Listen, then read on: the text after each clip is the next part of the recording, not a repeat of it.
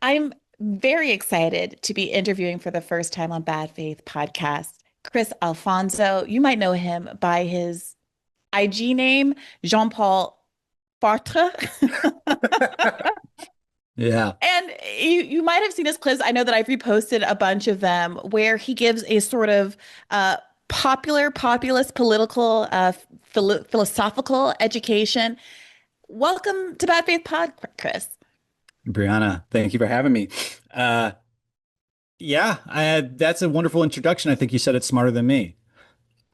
Well, that's the only thing I'm going to be saying smarter than you because I got to say, Chris, I have been watching your videos because they are entertaining, because they're educational, and because as listeners to this podcast know, I'm woefully deficient in terms of actually having any sort of um, philosophical background. My bona fides, as someone who has read all of the left texts, is very, very thin and very embarrassing. I disclaim this all the time because I don't want to be seen as holding out any authority that I don't have. But what I'm very grateful for is my ability to connect with people like yourselves who can come on and give it to us straight from the horse's mouth, as it were. I want to play a clip here for the audience of your most recent drop so they have a sense of who you are and what your content is like. The capitalist ruling class constantly brings up how much risk goes into their investments, so you don't see that the game is rigged. In order for a capitalist society to sustain itself, it needs to reproduce itself over and over and over again, which means that anything under its jurisdiction also operates in this cyclical fashion. That's a really obnoxious way to say it. The simple way to say it is you have to go to work so you can buy the stuff in order to survive long enough until you run out of money and then have to go to work again. Under a capitalist system, you literally have to work until you die. And that's not a silly little oops mistake. That's how it's designed. If it's true for me and it's true for you, it's reasonable to imagine this process of like having to work until you die might be true for every single person. Our entire society, every single person needs to go to work in order to make money so they can keep living. But the flip side of that is when they go to work, they make particular products and we all make different things, which then get traded around to all the different people and society as a whole reproduces itself. Marx called this process of the worker starting with a commodity, which is their labor, selling that commodity in order to get money, and then buying commodities, which are the bundle of products that they use to sustain their life. This is rent and food and coffee, and if you're me, I guess cigarettes. And this is where Marx can really help us, because he makes a very particular point. He says, actually, not everyone lives this way. The capitalist, the boss, they don't do that. They don't work in order to survive like me and you. They work to make more money. So let's go back to that CMC, commodity, money, commodity. If you flip it around, they start with money, they invest in order to make commodities so they can make money. But they can't make the same amount of money they started with, otherwise the whole thing would be stupid. They have to end up with more money. But if we're all exchanging equivalents, how is this possible? The way that the capitalist makes money is literally by underpaying the workers. The workers have the only thing that can make more money than its cost. And the reason why is because of this CMC versus this MCM cycle. The worker is successful if they make enough money to purchase the commodities that allow them to sustain their life. If they avoid starving to death, then their job is done. However, in comparison, the capitalist only succeeds if they end up with more money than they started with. So the capitalist has to pay the worker just enough for them to barely make rent, for them to barely afford food, and for them to barely get enough rest so that they can continue this cycle over and over again, while still making sure that they don't pay them the full value of their labor. The elite capitalist ruling class risks being broke like you and me. We risk starving to death. Solidarity today and every day after. Provide us some context. How did you come to this space and make the choice to start making these videos? That's a great question. I don't really know the answer. I guess I had been a pretrial negotiator. I was a thing called a mitigation specialist in the New York City criminal courts. We focused on getting non-incarcerative sentences for youth offenders. And I had been growing pretty frustrated, not with like my organization or particular people, but just with the overall strategy of how we try to change the world and make the future better. And so I had spent a huge portion of time trying to kind of grasp some of the numbers that were available in terms of what's the most common felony charge for someone under 24, how many people are being arrested, being adjudicated, things like that. And in the process of doing that project, this is like over a year ago now, maybe almost a year and a half. I ended up writing like this. It's hard to say, call it a book, but like the history of criminal justice in America and kind of like a philosophical and political analysis of it. And in doing that, I just started talking about my favorite topics. And I had to do a lot of rereading and reading in general. And then I was like, well, how do I get this out there? I did all this work. I wrote like 150 pages. I did this project with the organization. And so I just started making really, really terrible videos. And I didn't stop. So that's why that's how I got here. So I'm like, where are the terrible videos? Because I've only seen the good ones. Are you saying it took you a while to find your stride? Yeah, I'd say it took me about 6 months of making really bad videos twice a day. That's, for anyone listening that wants to try to make videos, like I always say, if you catch me being good at anything, I've been bad at it for a long time. But, but yeah, I took them down, obviously. The angles were off, the lighting I was wasn't about to good. say, I'm going to scroll back deep and see how bad this really was because you certainly have figured it out now. I don't say this lightly because I care a lot about communication skills as a separate and distinct talent from, the content, obviously, which is uh, primary. But you're an exceptional communicator and managed to distill down in these relatively short clips concepts that I think have a far broader application in any one moment. And it's something that frustrates me in this world of sort of content creation is how quickly things expire. You'll put a lot of effort into a video essay or radar or whatever, and the news cycle can very quickly move past it if it's too much about the news. And I don't see myself as a news reporter. I'm not that sort of a journalist. But when I do something that takes more time and effort, like writing a video essay, it's extremely important that to me that I have broader sort of philosophical application, political application, so that people can think back to it and say, oh yeah, this is why this new news story that comes up makes sense, or this is how I can understand it. And all your videos have that key quality. Wow, that's an incredible compliment. It's true. I guess like for me, I did the reading. This is not to say like, reading makes you smarter than other people or reading puts people above people that haven't done the reading. But I have been reading Marxist theory for, God, I'm 35 years old. So that makes it like 17 years. And then I was introduced to Malcolm X and Huey Newton at like 13, growing up in, Richmond, but I say Oakland because I'm out here in New York, California. And it's always been a part of my life. So at a certain point, it's not that you're like thinking of the right answer. You're just kind of like you've developed a framework and then you just like take in the topic. And so like for me, at least, these things are constantly living with me. And I had the wonderful opportunity of being trained at NYU. And so when I think about things, I'm constantly trying to ground them in both theorists and events and revolutionaries and citations and thinkers. And then TikTok and Instagram become relatively easy because all you have to do is just be like, hey, I'm just motioning towards these things. I don't really need an airtight argument. I hope that you take it and then you think about it and see if it applies to you and resonates with you.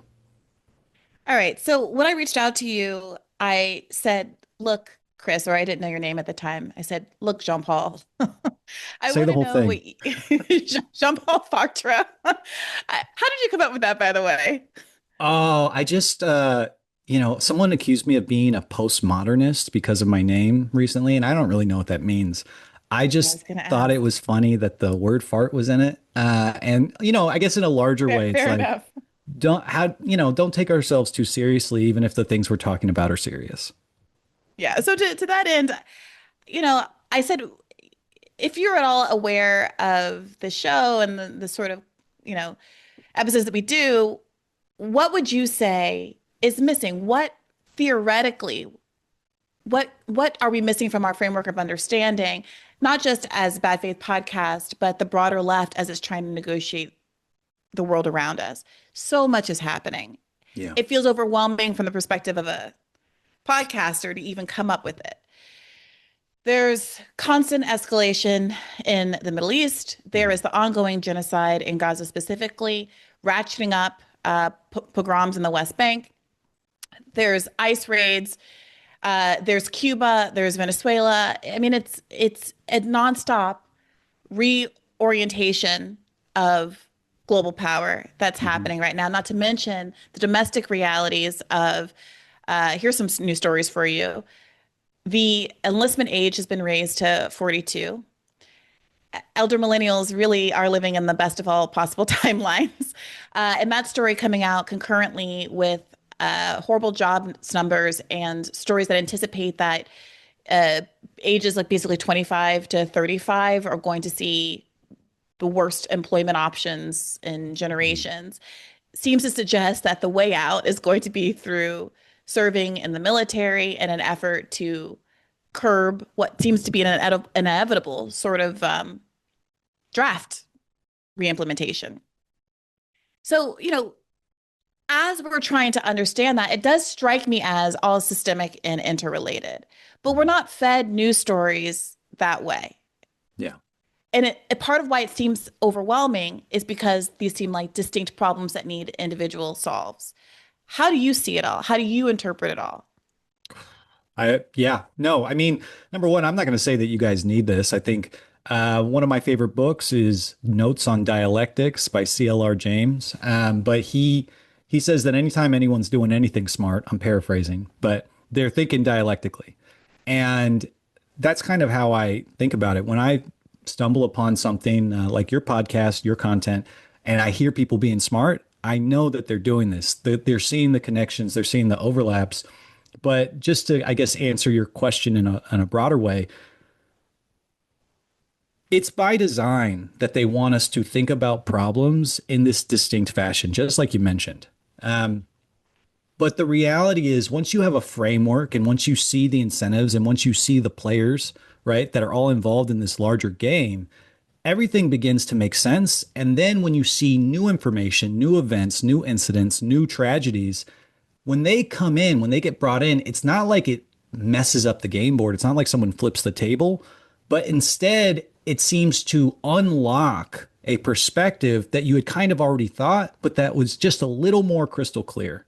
I know we're talking in a broad way, but I think that that's like one of the biggest things, is seeing that everything is interconnected. And the minute that you grasp that and really embrace it, your solutions begin to be solidarity, right? Interconnection of people against the boss, against the enemy, the imperialist, whatever. Let's take a specific issue. I mean, Yeah. a lot of news coverage is being dedicated right now to this Cuba convoy that just returned, or some of them are still trying to return. They've detained a group of folks, including friend of the show, Katie Halper, in Miami, and have been interrogating them, took most of their phones. Chris Smalls, another friend of the show, is also in that group. But as most listeners are probably aware, Code Pink sent a group to Cuba to do reporting from Cuba to help to raise awareness of the consequences of the U.S. blockade.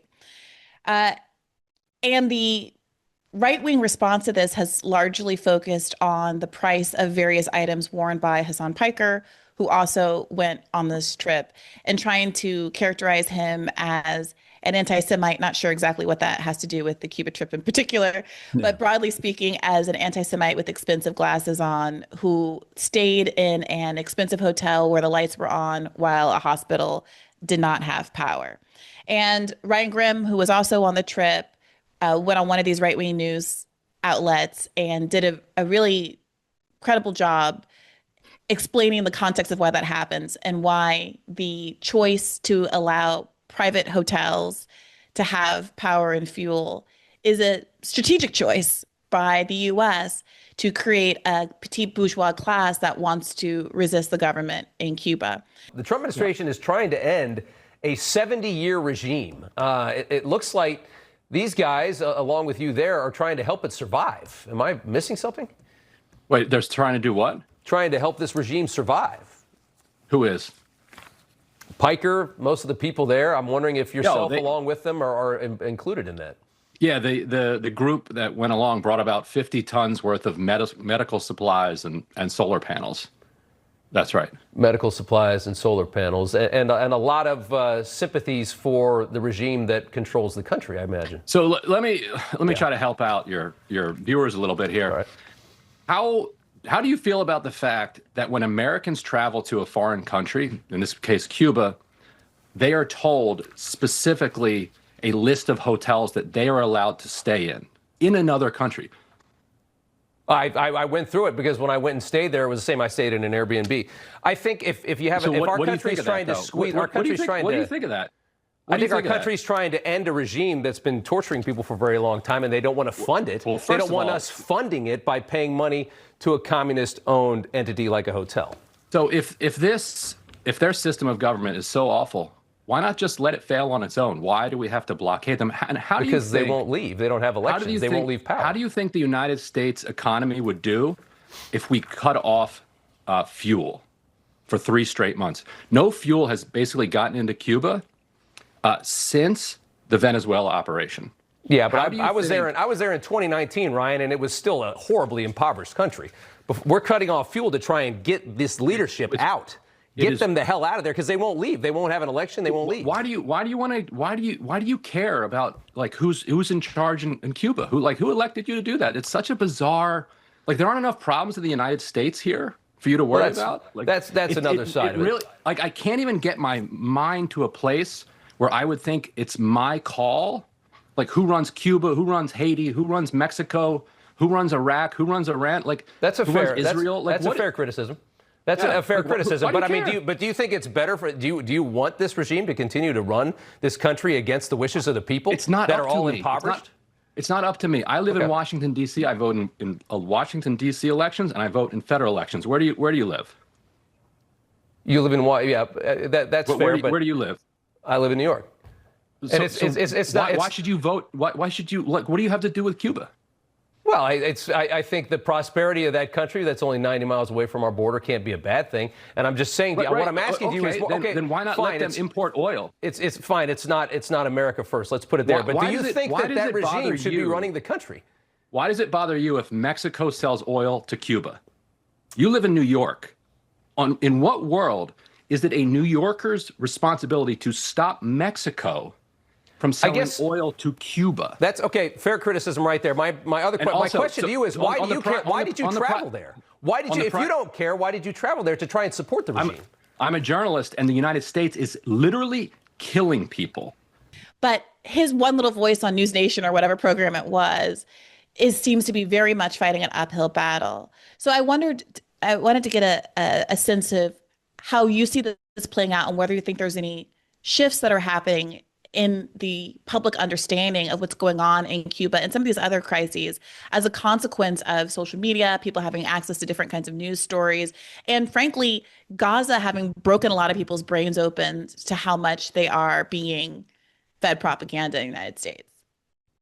Yeah, that's a great question. I guess just to make sure to clarify, you're asking like what I think like social media and like larger communication channels, how they affect the public understanding of events like Cuba or Gaza or and also how would you push back on how the mainstream is playing out, is characterizing the Cuba trip? How are you seeing these dynamics play out from your perspective? And then maybe what would you like to see people saying in addition to or differently than what is already being said as they're pushing back against the conservative framing? Totally. I mean, I don't want to seem like a conspiracy theorist here, but I think the citations are there. I know we don't like him anymore, but Noam Chomsky's Manufacturing Consent was a super important book to me. He talks about 5 filters of control when it comes to media. That's ownership, advertising, sources, flack, and then Red Scare, fear mongering in terms of communism. And then I think eventually it became Islamophobia, and now it's both. But when you think about that, at least for the last 50 years, maybe since, the Red Scare with McCarthy, the media has been completely owned by capitalists. I mean, and now more than ever, I think, what do they say? There's like 5 people that own all of Western media or something, at least in the States. So when these conservative voices get, you know, elevated, I'll say. And I don't want to move away from this topic, but I think, Miami, in terms of Cuba, is such an important place. When Maduro was kidnapped from Venezuela and then brought to New York, right, you would see immediately on all these different news outlets Venezuelans celebrating. But those pictures are from Miami. You know what I mean? And I don't want to disparage people's situationality. I think we really do need to recognize that propaganda is one hell of a drug. And when you are socialized and inundated in a very specific way, you're going to start thinking things. And it's going to be really, really hard. You're going to have to do a lot of personal work to unlearn so you can learn the right things. When it comes to conservative media, we have to teach people to be critical thinkers, but at the same time, right, the schools are being underfunded. Public schools are in the trash can, and higher education is becoming more and more expensive. People are being incentivized not to go, not to participate. So, I think that these things are connected. The way that we think about Cuba and the way that it only makes sense to me is by looking at the history. When Batista was in power, right, it was a hyper capitalist project. They had sold out Havana to the mob. Like, these are not conspiracy theories, these are real things. And then they're also just selling all of their natural resources, specifically sugar, over to the US for cheap. And that's not a Cuba specific problem. That is the imperialist playbook hard stop, right? And so when Fidel Castro gets in power, I'm always trying to be careful because I support revolutionaries everywhere. And there's a difference between trying to speak accurately about a situation and then also, feeding into fear mongering or some type of intellectual culture war or something, right? But any state leader, any person that's been in charge, even a manager at your job, knows that you have to make difficult decisions that people won't like. So the higher that gets, the more people that are included, it's just going to become more and more difficult, and you have to make more decisions that people don't like sometimes. But your overall project can either be good or it can be bad. And the Cuban project is one of revolution. It's one of resistance. And I think that any reasonable, coherent analysis of that history will show you that. The only time, I don't want to say the only time, but one of the few times where you're like, oh, wait, no, I don't like that, is when, the communists took your money or your parents' money or someone, Of course you're not going to like them then. This don't let the enemy be the perfect be the enemy of the good rhetoric only comes into effect to defend regressive, conservative, neoliberal politics. And so certainly, suddenly the imperfections become an entire excuse to justify endless evil when it's the other way around. And this comes out in this Ryan Grimm interview, where at one point, Ryan Grimm very passionately is describing how all of the babies in the neonatal unit who are on ventilators are at risk of death every time the power is cut, and that nurses and doctors know they have to rush using their flashlights on their phone to the ventilators to hand pump them, because in the 2 to 3 minutes before the generator comes on, the babies could die. And Ryan's saying this, and God bless Ryan Grimm. He's not exactly, he's not a screamer. He's not emotional. He's not Piers Morgan, right? He's a pretty measured guy. But you can see real emotion in like almost tears in his eyes as he's giving this anecdote.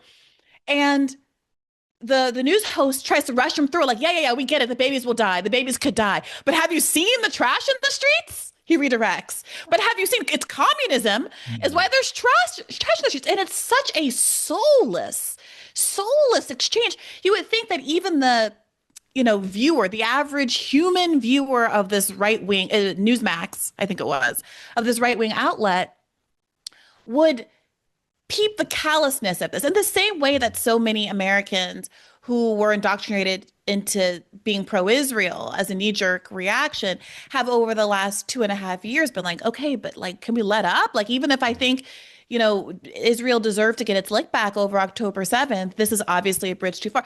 People are human and they have human responses to things. And yet it boggles my mind that in the grand scheme of their equation, they're still willing to have Ryan on to say his piece. Piers Morgan still has leftists on to do these battle royales.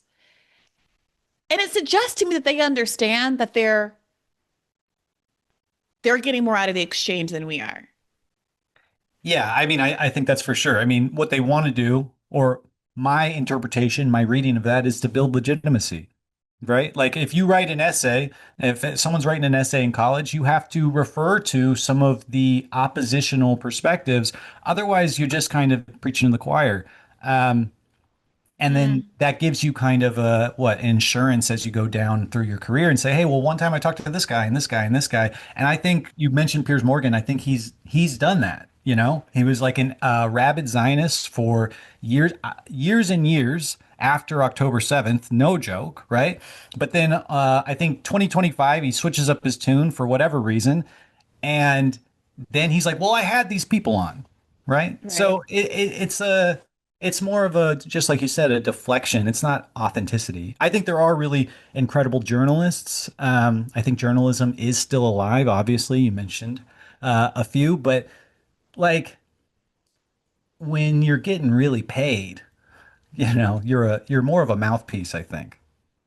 Well, that raises the question, is it worth it for leftists to go on these shows? I battle this, I debate this constantly. I've said this before, but I get the call from Piers Morgan 9 times out of 10 when it's something black that happened. And I'm being brought on to defend what he or the show producers obviously think is an unpopular black take. So if a black person kills a white person on a subway, I'll get a call with the idea that I'm going to say something that's in defense of the killing, or I'm going to be brought on and asked, but why aren't you upset about this white woman's death the way you were upset about George Floyd's death? They'll figure out a way to ask a question, even if you're fully sympathetic, like lock the murderer up. I don't care if these black murderers, whatever. He murdered a person in broad daylight. They'll figure out a way to somehow make it an attack on black people for having crazy beliefs.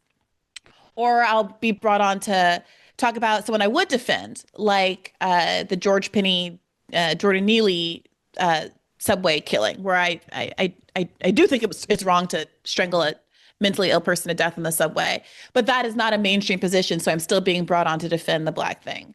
Or when Luigi Mangione shoots the healthcare CEO, Allegedly, I'm brought right? on.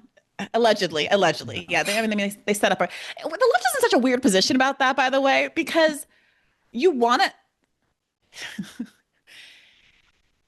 from a criminal justice perspective, good point, Chris. There have been, as I understand it, a lot of sort of inequities in how this is played out. Jury pools polluted by documentaries that presume he did it. Some suggestion that there's evidence has been planted and inconsistencies in the record, all this stuff. And that it's likely, it's possible, probable, likely, I don't really know, I haven't been following the case that closely, that Luigi didn't in fact do it.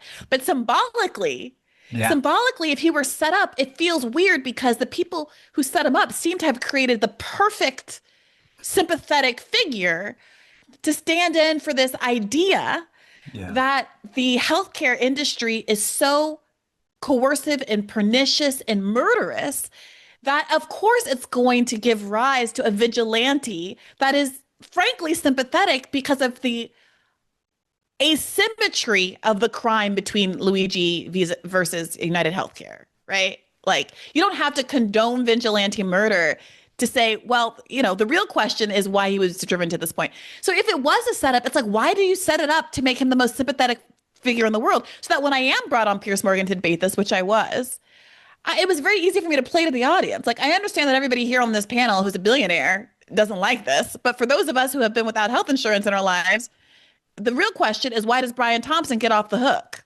Why was he able to do what he did before he was shot? Well, because when you separate your horrific acts with a series of cash transactions, then it's not bad.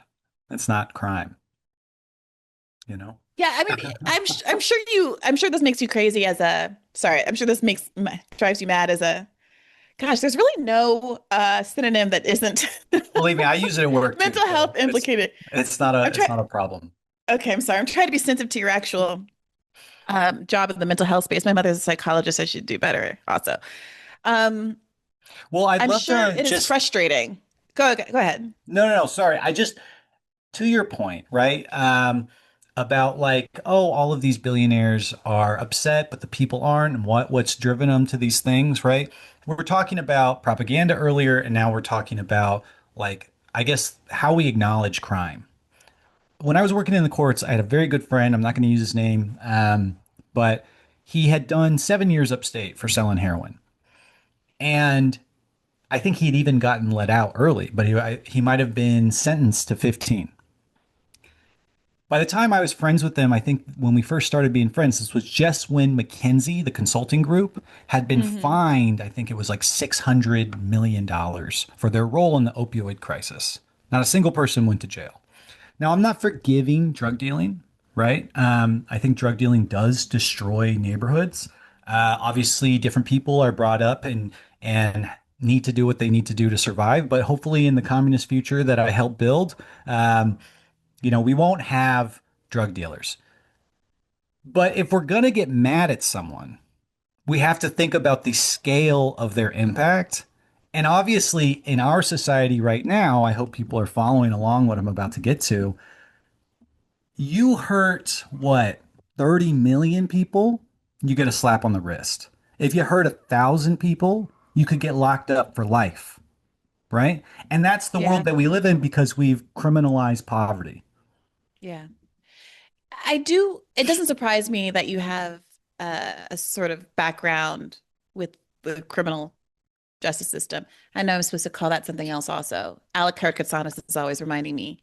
I ran into him on the street the other day. Criminal and justice system. No, I fully ran on him. I ran into him on the street like 2 nights ago and was introducing him to my friends and said criminal justice and I saw him flinch and I was like, sorry, dude. Like I'm out. I'm a couple of beers in. I'm not exactly remembering my terminology at this point.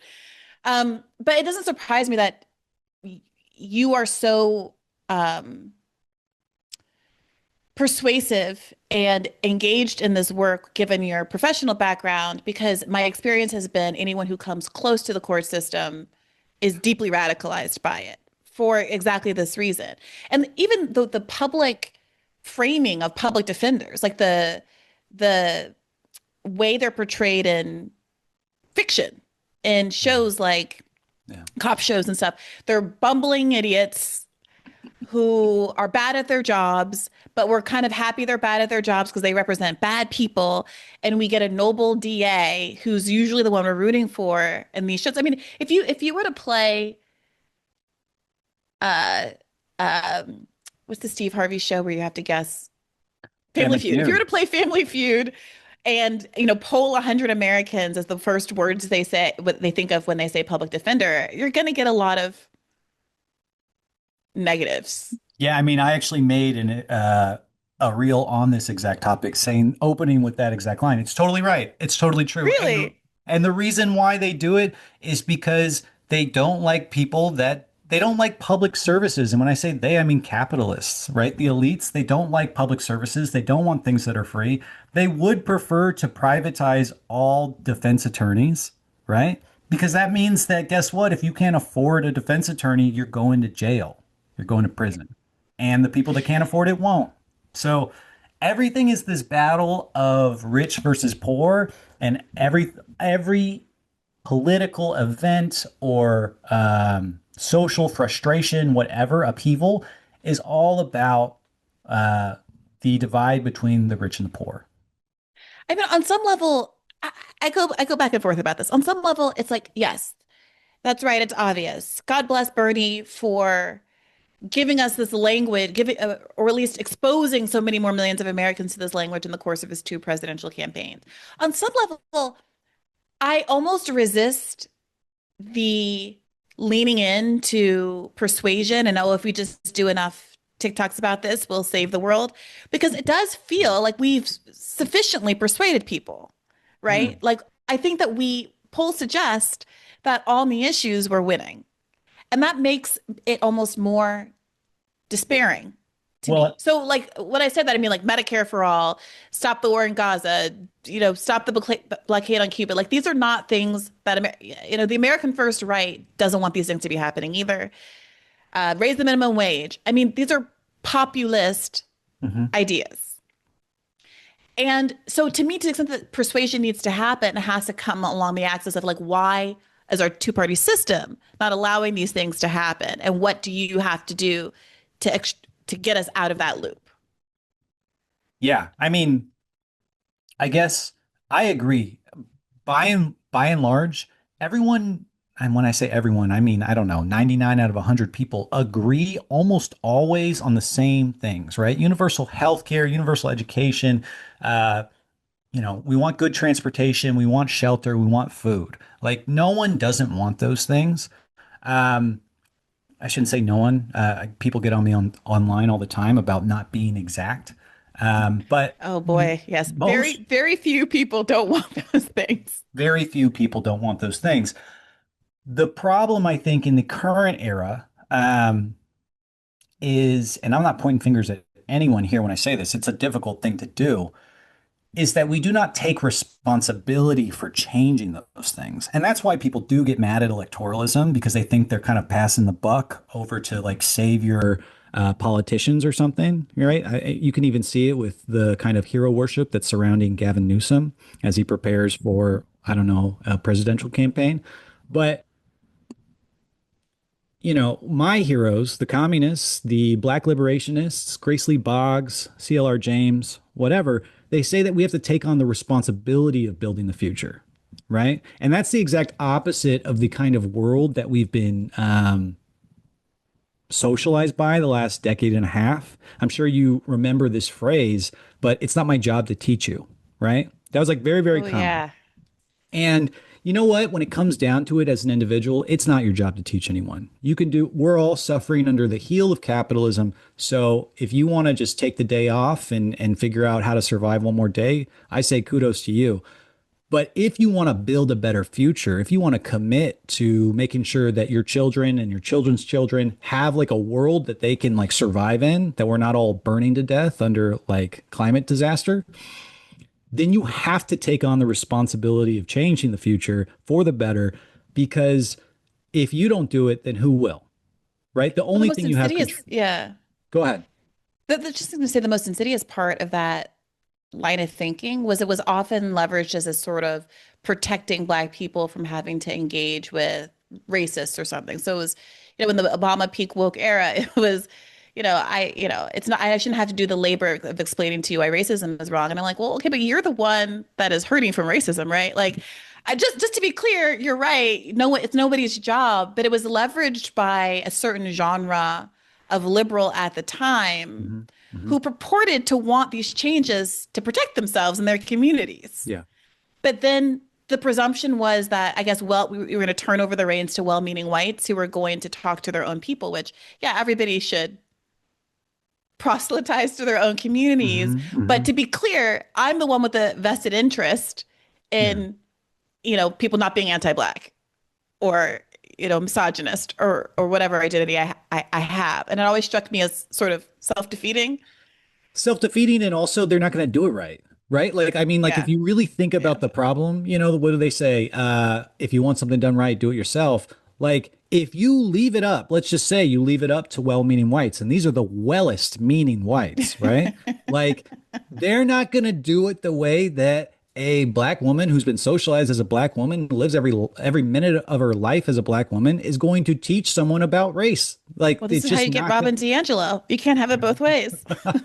What do you say to folks who say, "Oh, now you're doing standpoint epistemology," and it's not that we on the left, we raged against the idea that Hillary Clinton was going to be the more pro-feminist candidate than Bernie Sanders just because she was a woman, and we were supposed to ignore all of Barack Obama's sins, and Kamala Harris was going to save the day as someone with every identity under the sun.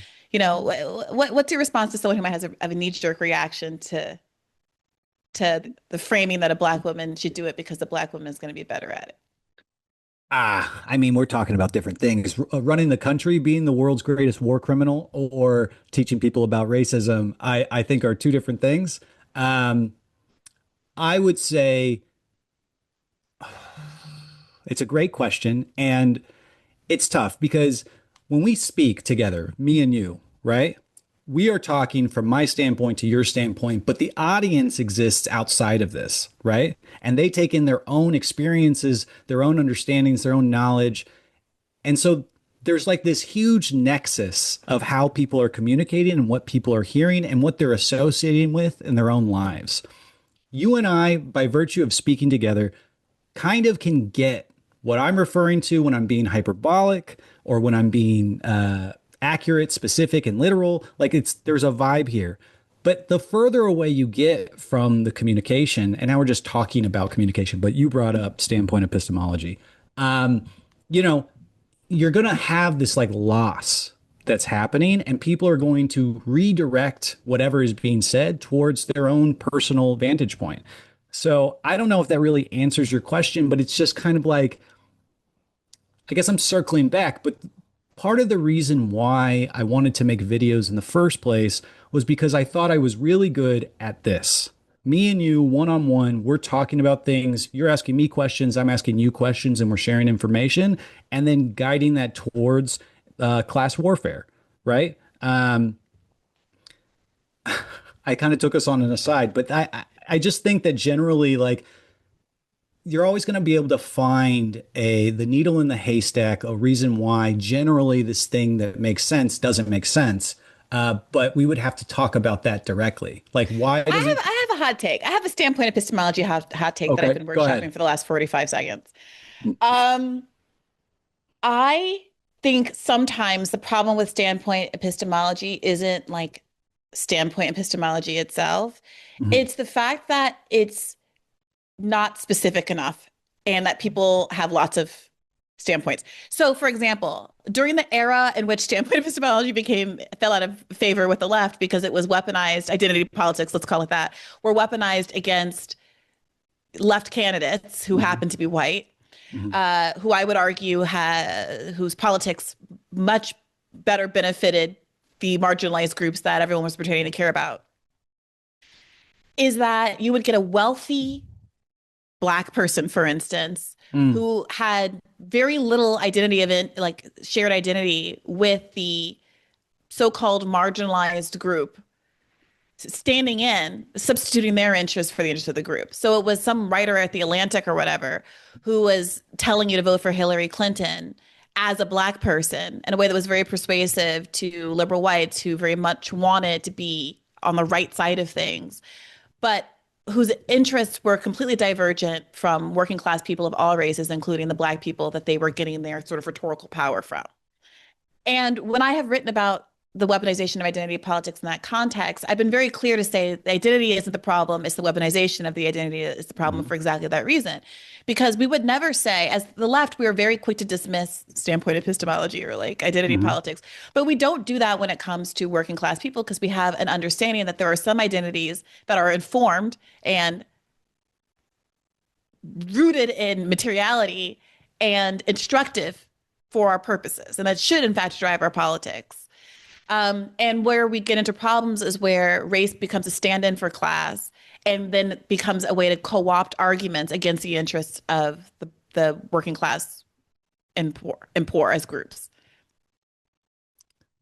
I think you're going to get me in a lot of trouble. Being an Asian man, talking about gradients of oppression within the Black community. But what I will say to that exact point is like, I think you're right. I mean, the question for me is always like, how do we measure oppression? What does that mean? Right. And if I think about it, maybe I'm wrong here.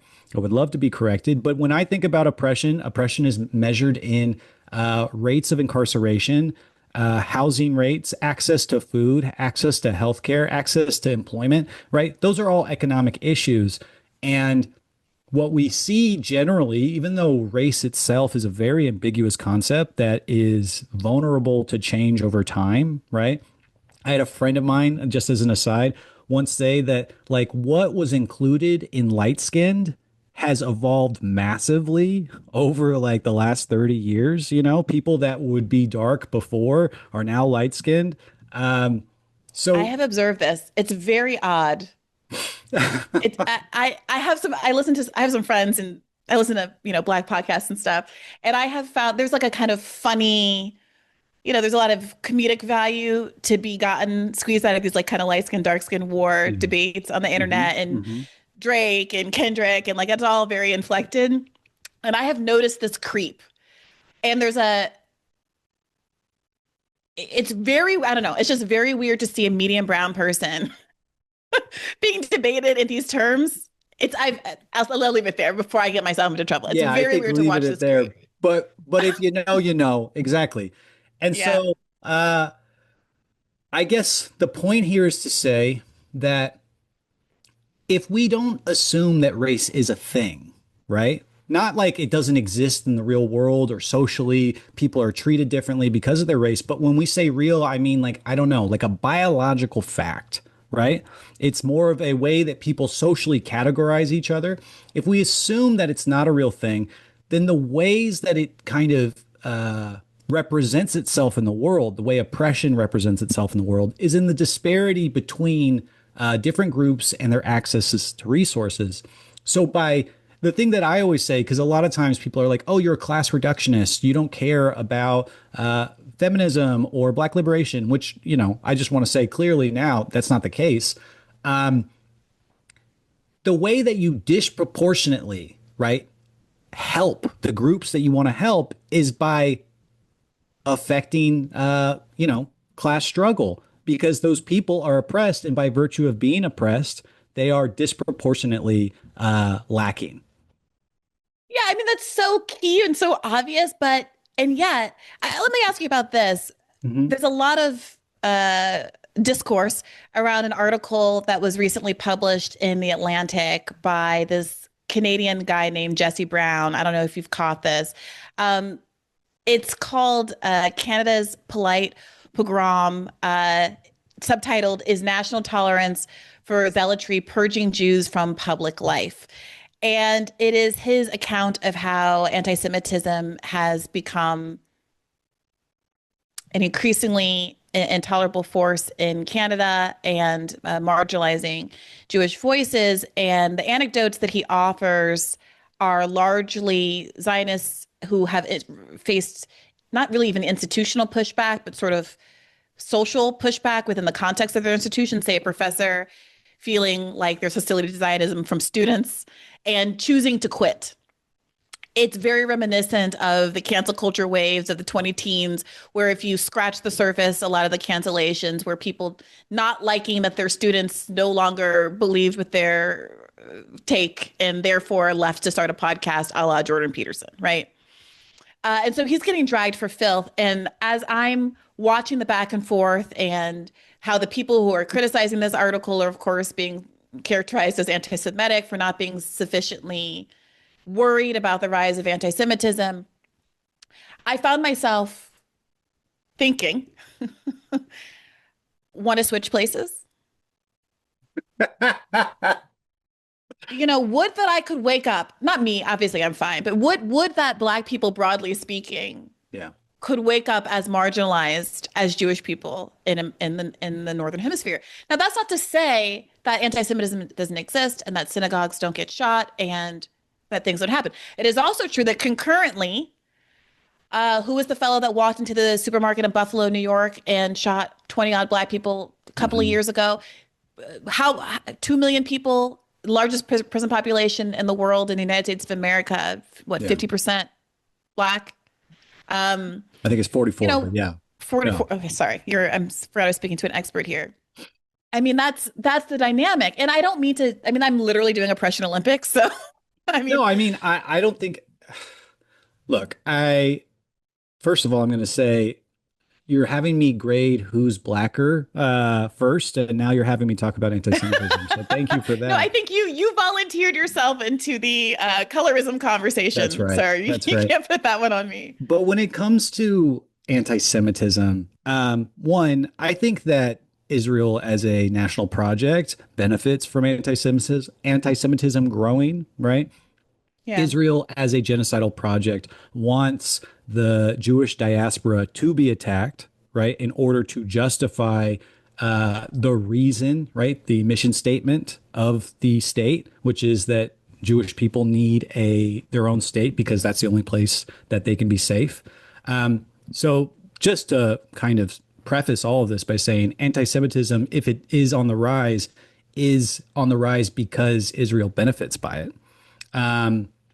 But then number two, I think about Norman Finkelstein, right? And for your audience, if you don't know, Norman Finkelstein is like one of the foremost experts on Palestine and Gaza. Oh, they know. This is a Norman Finkelstein fan pod. Love it. Okay, well, in his book, The Opening of the Holocaust Industry, I remember in the very first paragraph, he says, how does the most successful ethnic group in American history gain victim status? Right. And I remember reading that for the first time and thinking, I don't even know if I'm allowed to read this. To read that. Right. Yeah. Obviously, we're doing a oppression Olympics, I guess, but like the fact that we even have to compare the Black struggle and Jewish struggle is like absolutely ludicrous. No, but also let's just get into this. This is not what I plan to talk about, but it's been something on my mind. I actually tweeted this out earlier today. The conflation, the comparison, we'll get in trouble for it when we try to talk about the differences between these two communities. Mm-hmm. But the conflation on the other side, no one gets in trouble for what feels to me like a very intentional conflation of Blacks and Jews and other marginalized groups as a way to launder Jewish minority status in terms of demographic minority status into the same kind of structural economic oppression that the other groups have suffered, mm-hmm. in a way that insulates them from certain kinds of broader critiques as not them all. And we're talking about Zionists. We're talking about, and we're generalizing. Yeah. But, well, even that, I'm like a little irritated because we're generalizing Black people as like economically marginalized, but to generalize Jewish people as economically advantaged, now we have to like put all these caveats. Like we understand what we're saying. Hashtag not all Blacks, hashtag not all Jews. Okay. All right. But, I saw a tweet earlier. It was one of these, it was this campaign against Hassan Piker for going to Cuba. Mm-hmm. This guy, Ethan Wolf tweeted, there's a concerted effort happening right now that is trying to inject Hassan Piker into the Democratic Party apparatus while kicking out the people he dislikes, members of the Jewish, Black, and working class communities. We can't fall for it. We must fight against it. I'm like, okay. The argument is Hassan Piker is trying to do entryism while kicking out Jewish, Black, and working class communities. One of these things is not like, that Jewish, Black, and working class communities is doing a lot of work mm-hmm. to mm-hmm. really be, to say what you really mean is that Hassan Piker hates the Epstein class. Mm-hmm. Hassan Piker hates elites.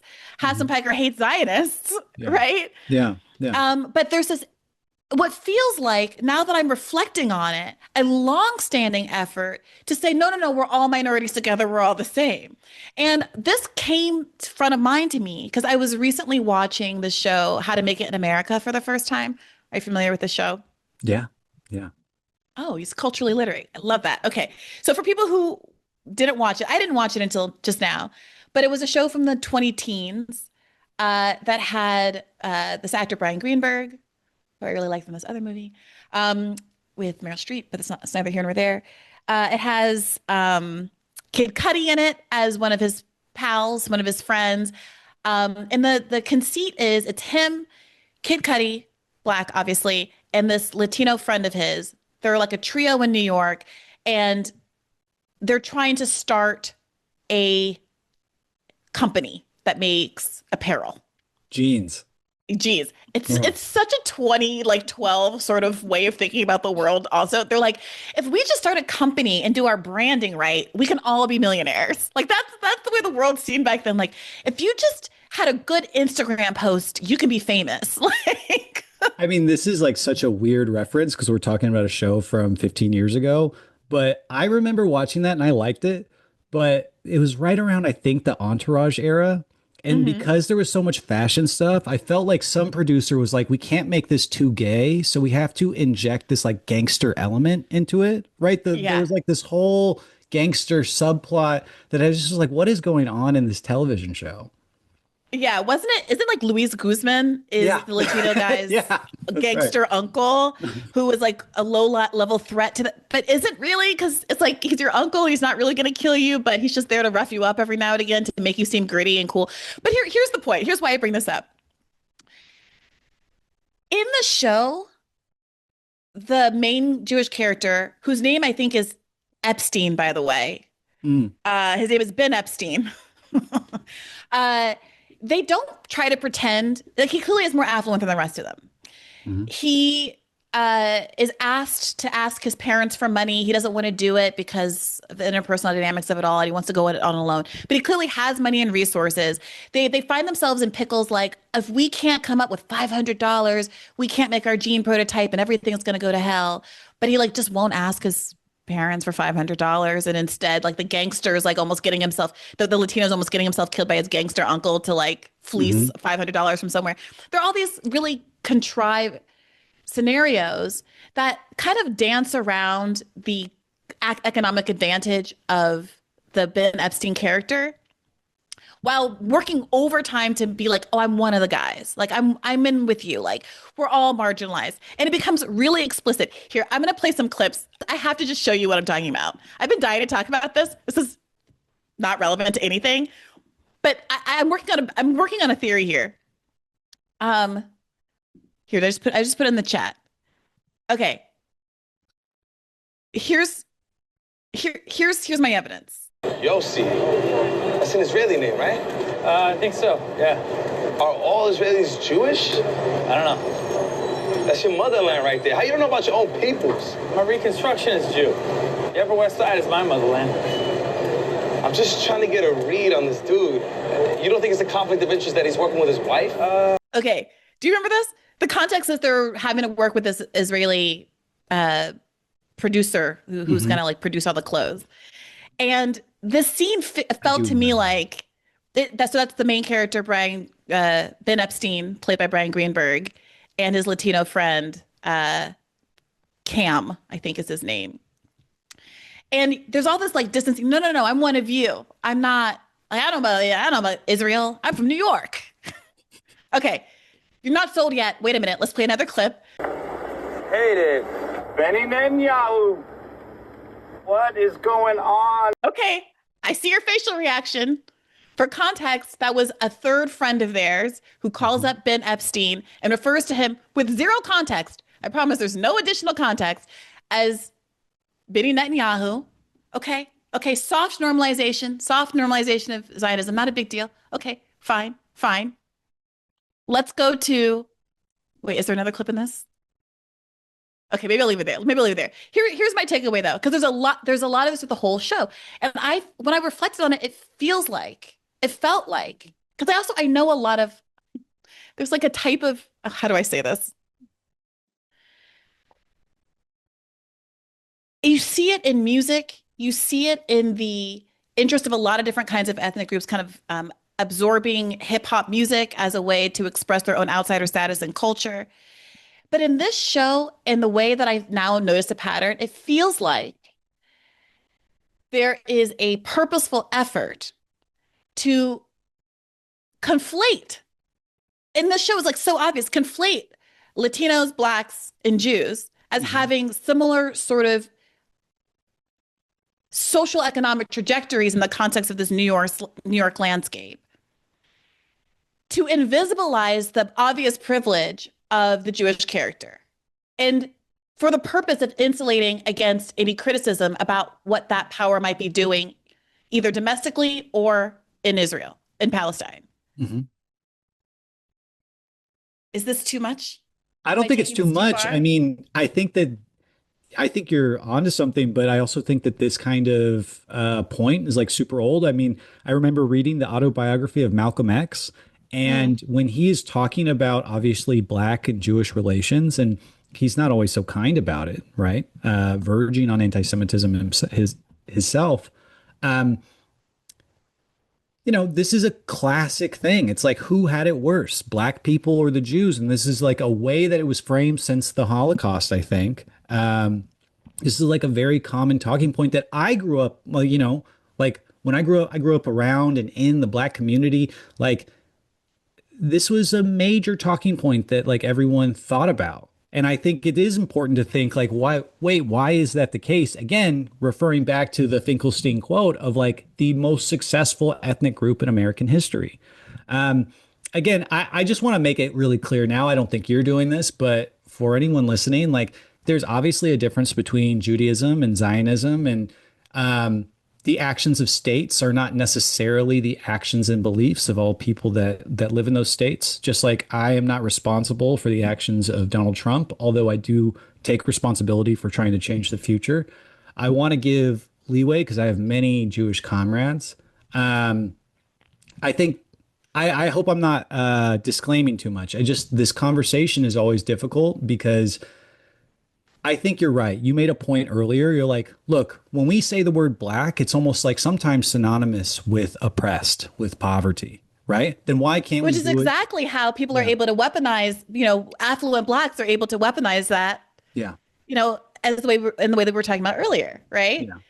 But yeah, I don't know. Maybe I'm feeling a little empowered by our recent episode with Susan Abulawa. But I sometimes wonder if even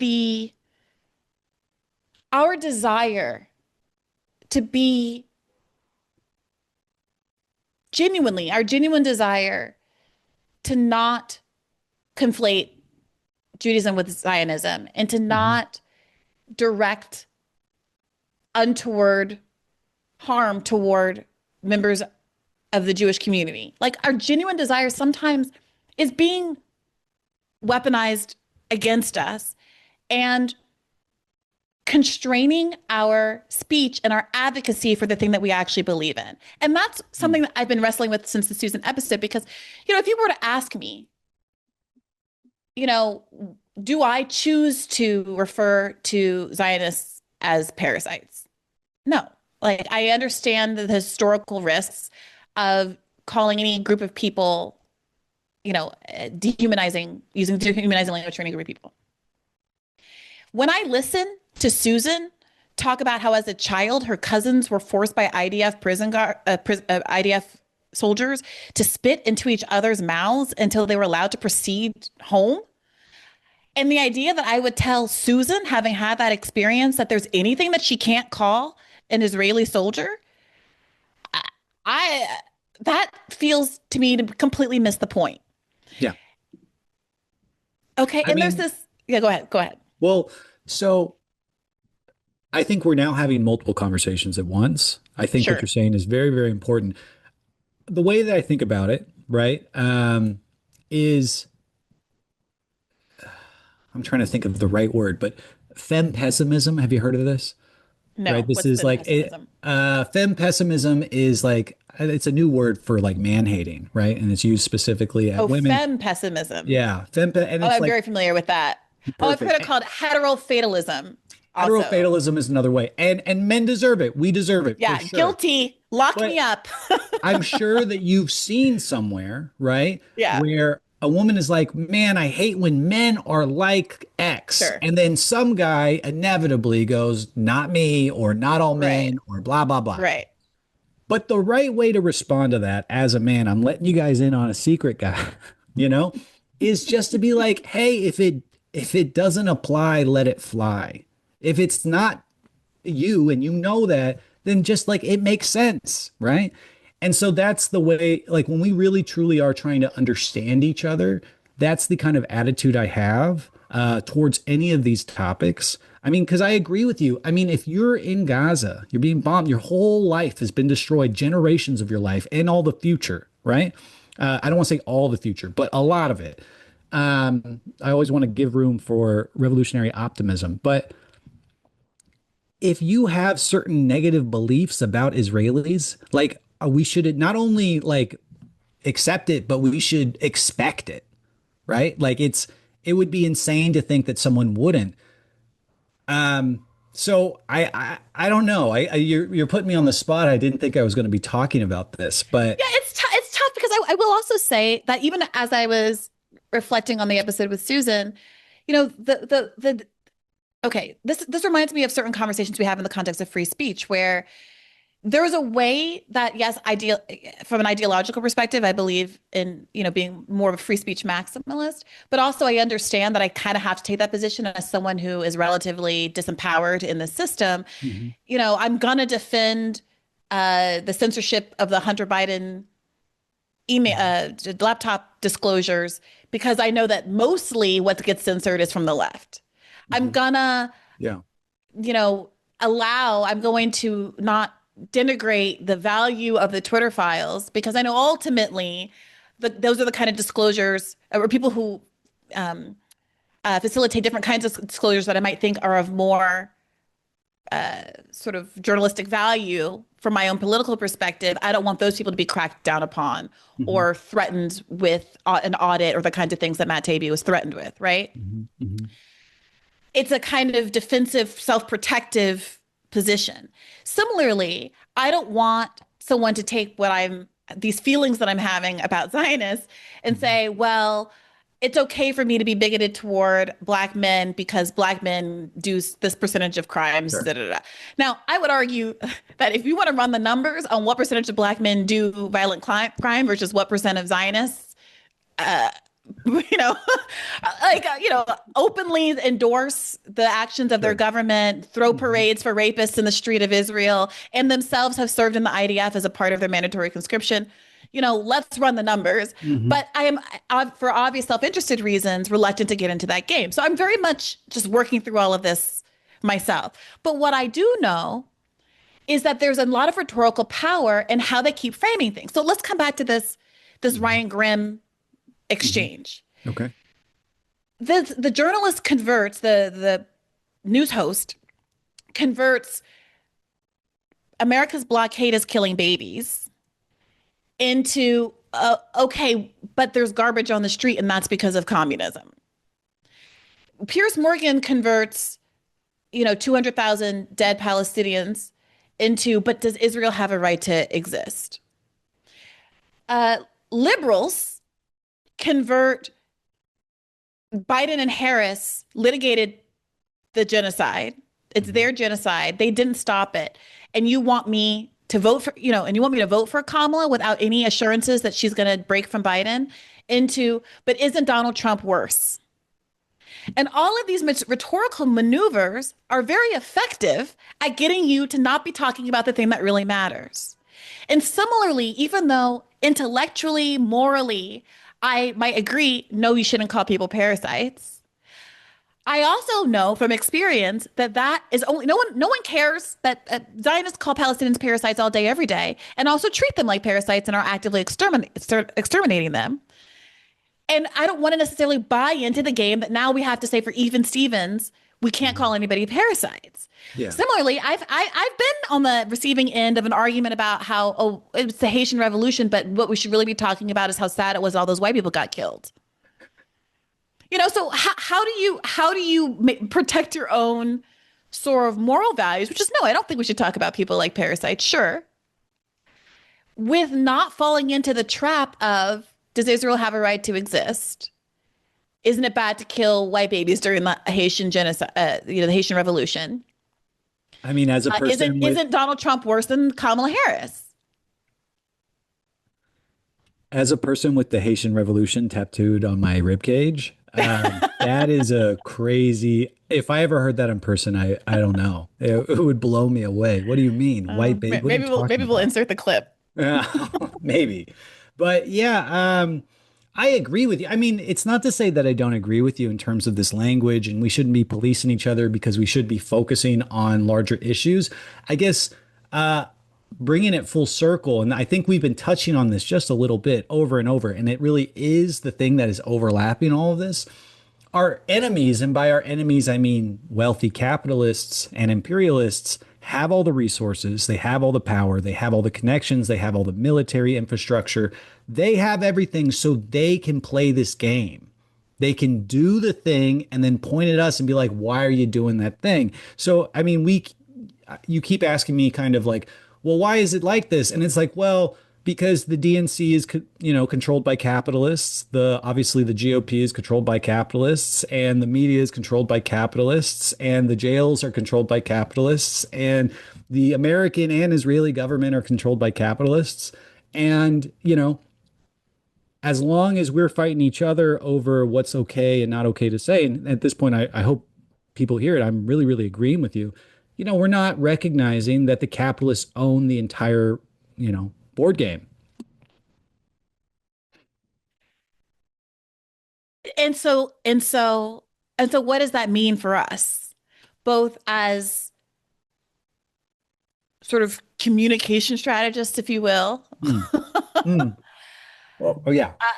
Because there were people, a lot of people were very sympathetic to Susan's episode. Some other people said, what do you expect from Zoran? This is another trick, and why a lot of people are anti-electoral, because once you filter this, once you take this out of Susan as an author and a scientist and an individual in the world who's Palestinian, who grew up in an orphanage in Jerusalem and is allowed to have her thoughts and feelings, and then put it through a political sieve, and it becomes, well, what was Zoran supposed to say? He's mayor of New York. That sieves out a lot of the moral valence that makes us very sympathetic to Susan and her individual experience, and has us making calculations that are shrewd and amoral and, frankly, I think sort of pernicious, especially when Zoran won our hearts and minds largely because he seemed to be rejecting that sort of analysis in the course of his campaign. Now it's well, what do you want Zoran to be doing? Arguing about this when he's filling potholes, and he just canceled a contract with McKinsey worth $9 million, and he's holding landlords accountable and doing legitimately wonderful things. But the fact of this electoral prism existing and being able to push all of this messaging through there has the good leftists of the DSA saying, oh yeah, well, maybe we shouldn't talk about defund the police right now. It's disadvantageous to Zoran. Yeah. Makes him look bad. Let's chill so he doesn't have to stand by the things that we say. If the question is, where does that leave us, you and I, as like content creators or, political? No, where does it leave the left?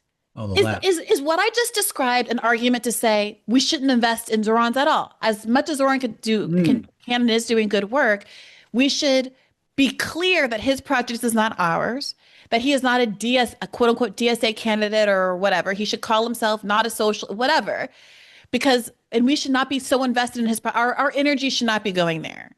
We can vote for him passively because the system currently is what it is, but let's not confuse the issue, and let's not launder our own values and objectives through what's good for Zoran.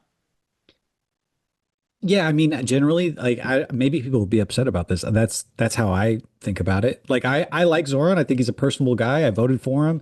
I love every time a news story breaks out and I hear another great thing from the mayor of New York City.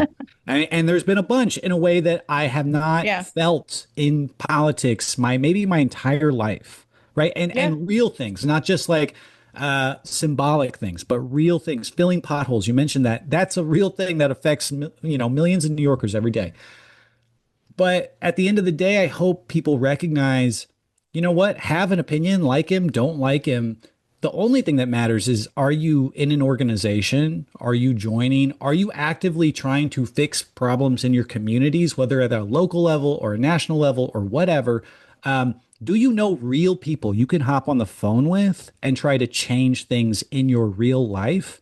And if you do that, have whatever opinion you want about Zoran. And if it turns out Zoran really has the beliefs that he campaigned on, which I hope and think he does, then you know what? Zoran will come around to whatever you're doing, right? So I guess the way that I think about it is, I don't think Zoran did or did not get elected because,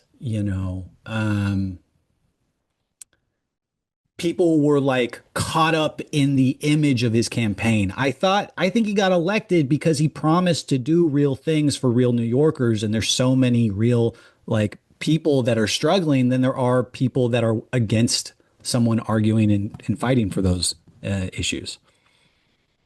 Does that make sense? I don't know.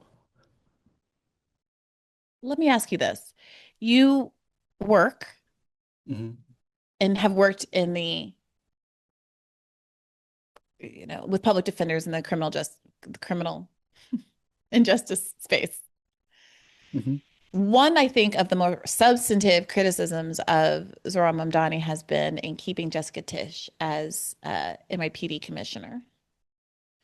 And there is discourse about what will ultimately happen if it comes to a head with ICE and local law enforcement. The privatization of the TSA that's happening right now is one of these going to end up in a standoff where there's a tension between New York City saying it's not going to work with ICE, that it's going to arrest ICE officers that break the law, et cetera, and the NYPD itself being this conservative force that's still headed by a very conservative Zionist who was responsible for the crackdown on student protesters that were largely centered in New York over the course of the Biden administration and the Adams administration. What do you make of that decision? What do I make of the decision of keeping Tisch? To keep Tisch on. She's one of my least favorite Tisches, I'll tell you that. But, I assume there's some kind of back end game they have to do. I have no idea. And I also assume by keeping her on, the contradictions intensify. Just to your point, exactly what you said, there will come a point where Zohran could be remembered as maybe one of the most historic politicians in American history, right? Where he really takes a stance, which would be unlike anything we've seen in decades, if not, half a century. Or he will capitulate and I think a lot of leftists expect, and, we'll be disappointed and then we'll have to get back to work. It's after having wasted how much time hoping and believing it. I mean, this is the problem, and this is the critique of electoralism, that the existence of Zohran, the existence of AOC, God forbid AOC runs in 2028, and then we have to do this whole thing where we pretend that this. I'm sorry, I usually mask my cynicism a little bit better than this. We're going to be occupied by this project for a number of years, the same way. And I don't have regrets about how I've lived my life, but we were occupied by the Bernie Project for all these years. Yeah. And it feels like we're running out of years. This could be the last, this could be the last year. Okay. So at what point does, I'm not really asking you this, I'm just throwing it out there rhetorically. I mean, the question is, at what point do these side quests, are they not just offerings to be incrementally better? At one point does Zohran and AOC stop looking like harmless incrementalism to the left and more like a psyop to occupy us from the kinds of activities that really could have sparked genuine change in this moment? I don't know the answer to that. Yeah, I mean, I feel like I don't know if this is very satisfying, but I really do feel like it's only a psyop if we allow it to be one. And I think when Bernie ran, he said he wanted to be the organizer in chief, right? That was a comment, a slogan he had.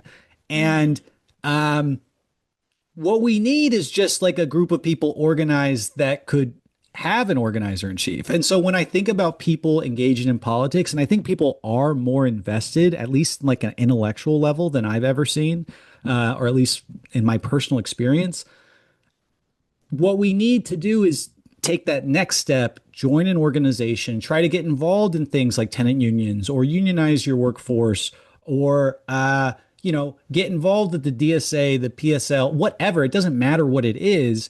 Go out and try to do real things with real people. And then once that, I guess we would call it the labor movement, right? Once the working class becomes strong, it'll be really easy for these politicians to actually side with it because everyone loves a winner, right? So we don't have to wait for someone else to win for us. What we want to do is start winning, and then they'll come over. And this is not to Zohran, but politicians, they're spineless. So if we start winning, they'll come over. surprised by you, Chris.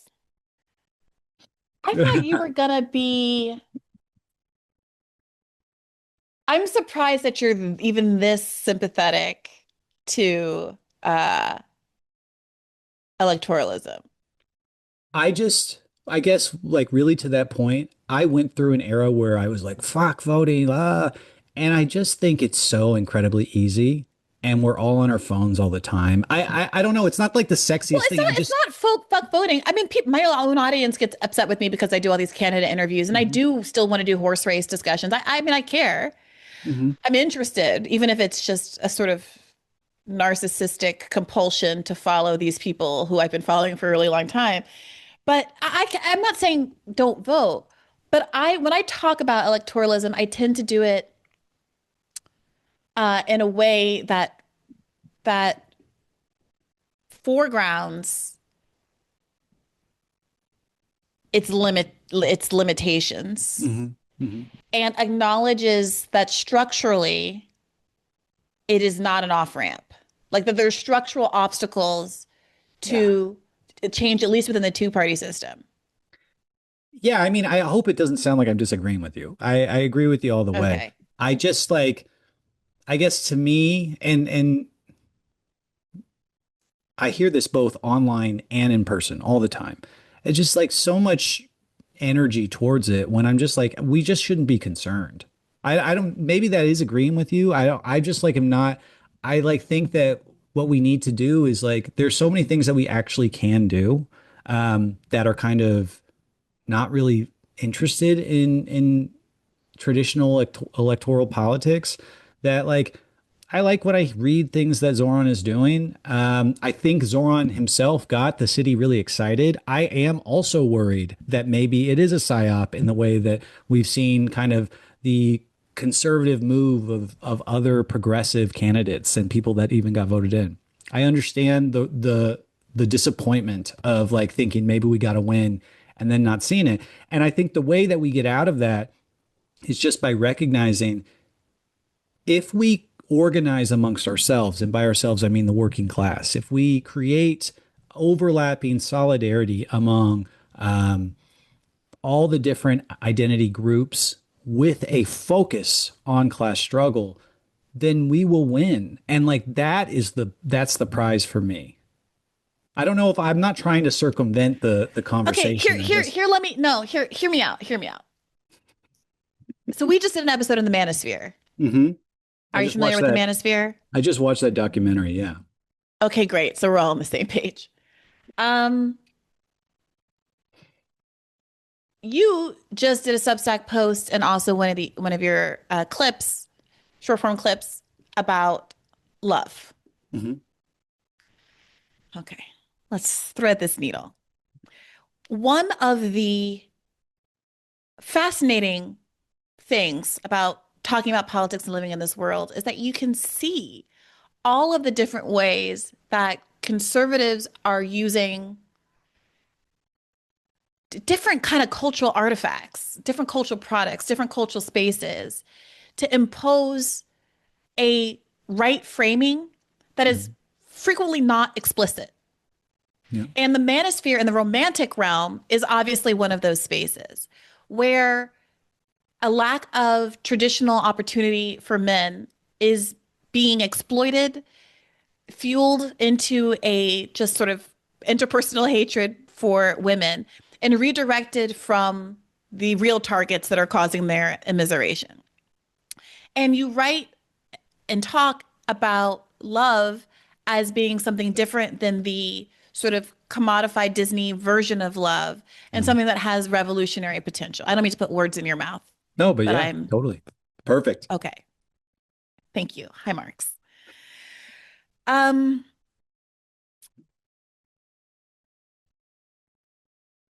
It is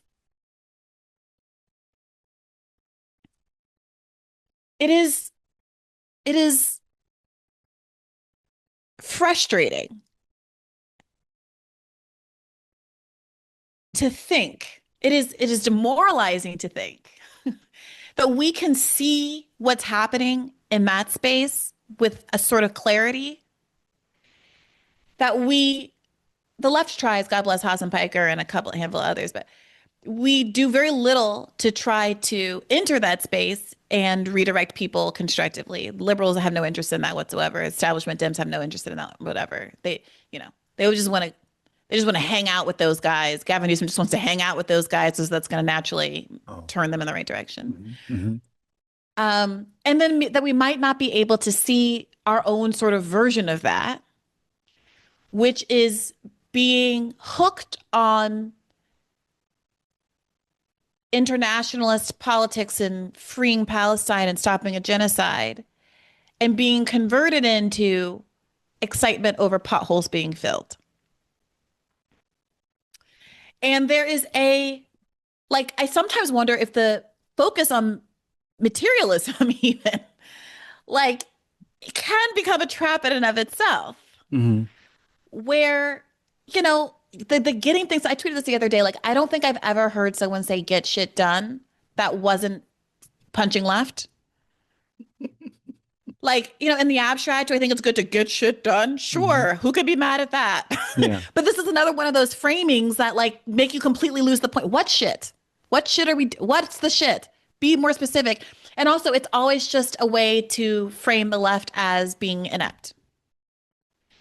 And you're right. Zoran's doing an excellent job showing how he's getting shit done. And he's getting shit done that matters. I put potholes to the side. The tenant advocacy stuff is very meaningful.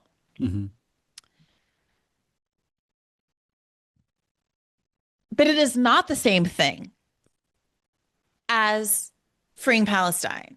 And as much as I care about my fellow New Yorkers, the idea that, like, marginal comforts in the imperial core become a substitution for liberating people from an active and ongoing genocide, not to mention 78, whatever it is at this point, years of occupation and apartheid, it feels almost dangerous. Like, I'm scared. I'm scared by the idea that those of us who care as much as we've been caring could be so easily deterred. Like, our political horizons, our dreams could be so quickly narrowed, and we could be celebrating so sort of prematurely.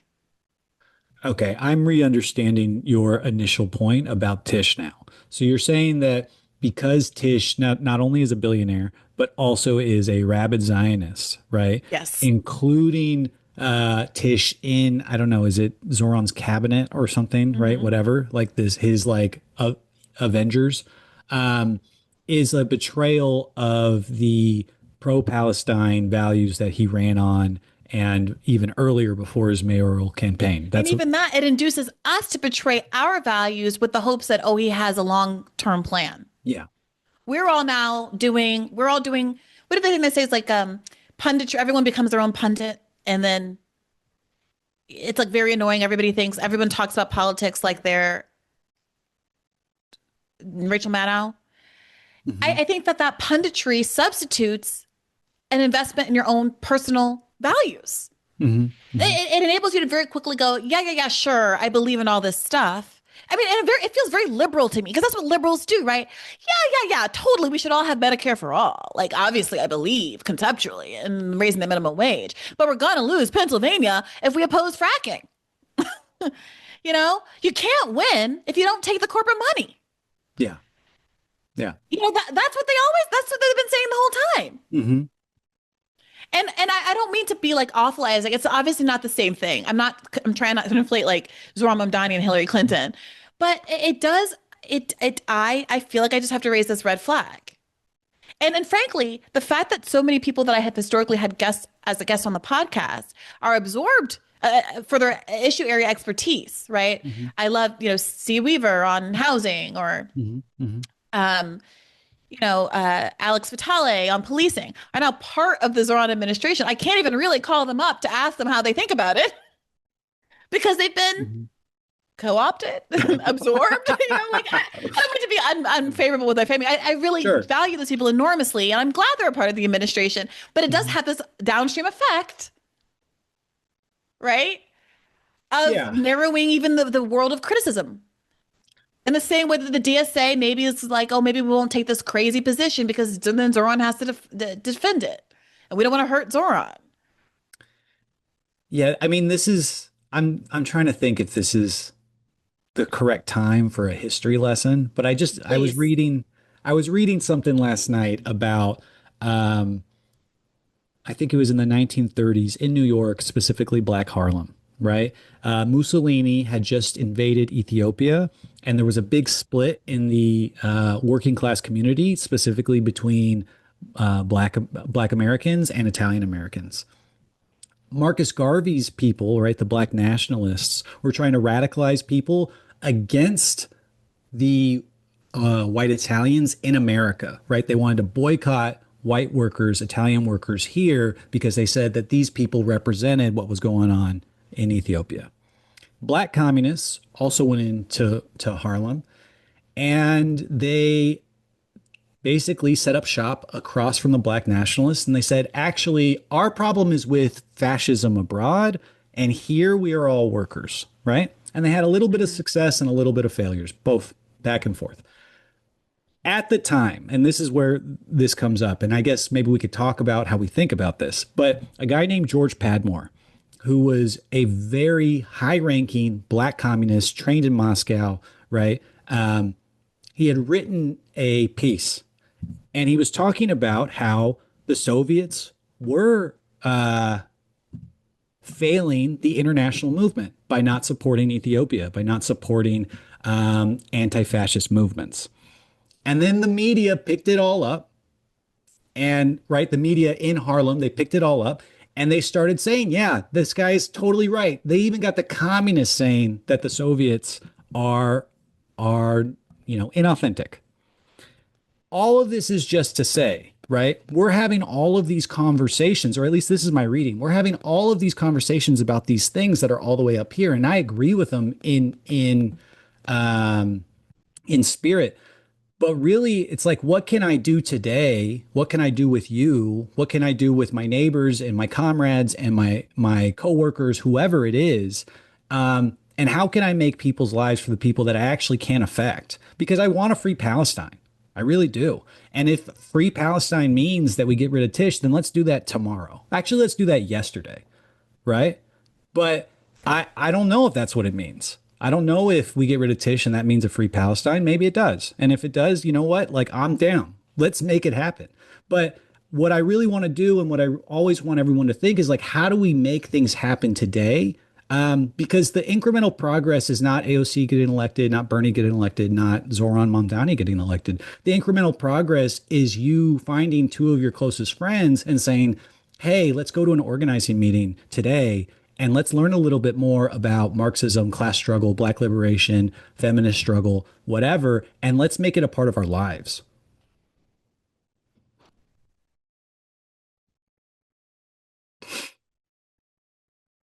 Okay. I'm going to not be combative anymore.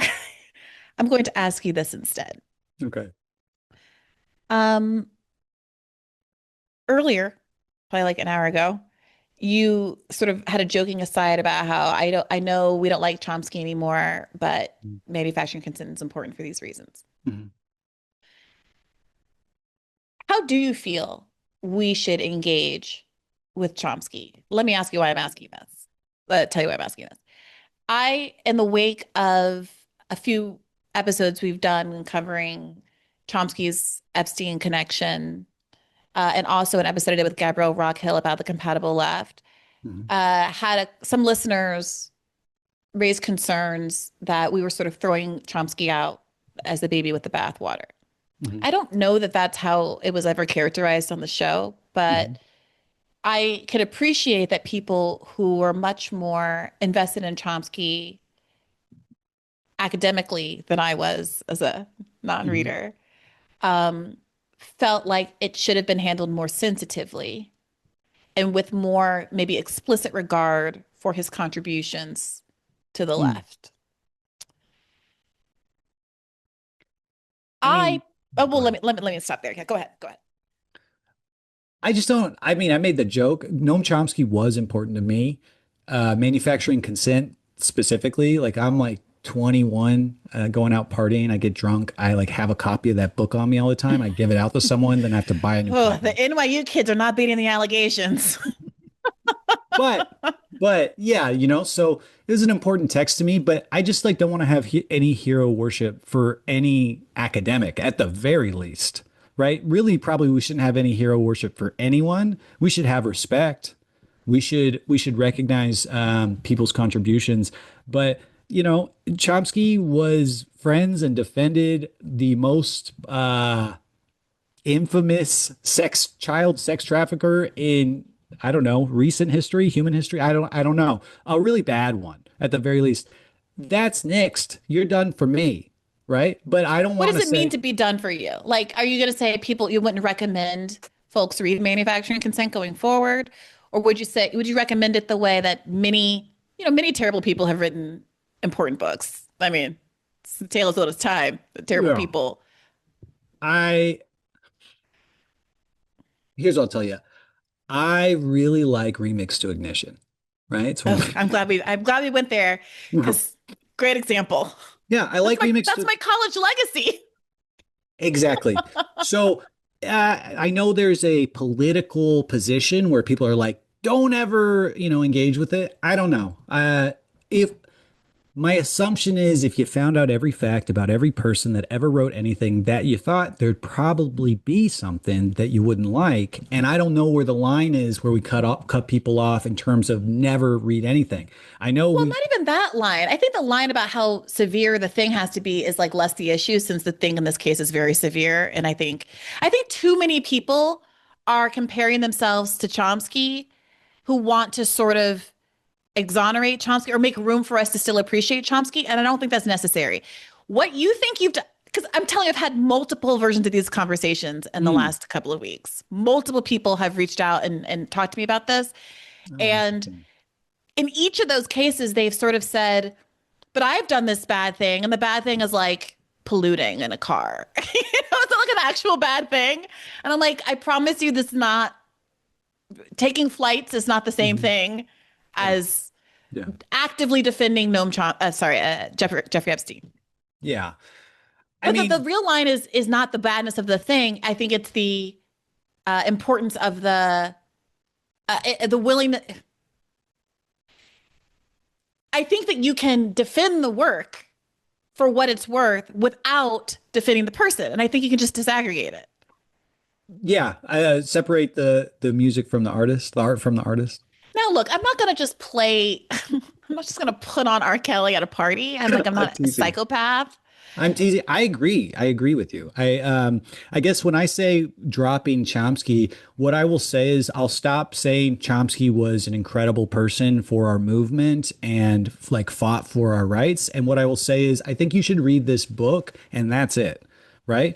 Yeah. Like manufacturing. It's no longer Chomsky. It's manufacturing consent because he's not living by his values. It was a co-authored situation. Let's just talk about the other guy. Who was that other guy? Boom. Absolutely. I don't even know his name. I think his name's Herman something. Sorry. No, you're okay. Follow up to this. Ironically, for me, and I don't say this to diminish the gravity of what it means to sort of run cover for a pedophile, but in terms of how it affects my ability to engage with Chomsky's academic work, the much more significant thing to me was less association with a pedophile and more association with a Mossad agent, allegedly.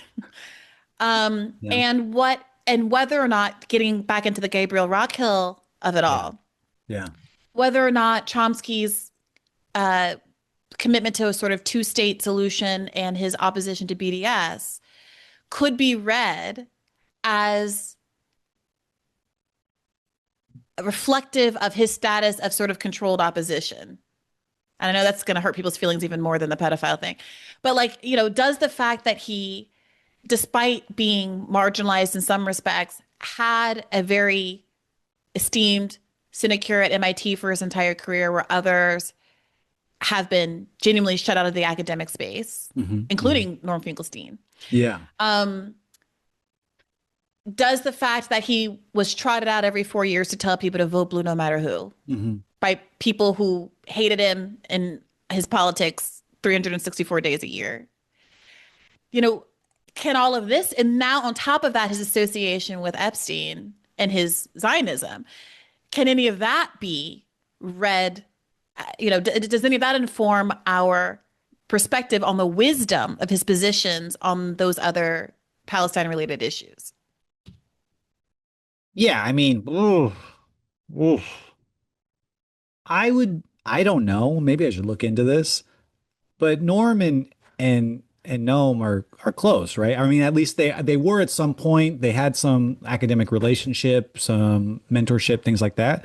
I am really interested to hear like what happened in that relationship. Is there any like public talking points about that? Because I mean, I agree with you, right? I remember when Noam Chomsky came out the first time, I think it was the first Trump campaign, 2016 or something, where he was like, we got to vote. We got to vote for, I forget who was it Hillary Clinton? Hillary. Yeah.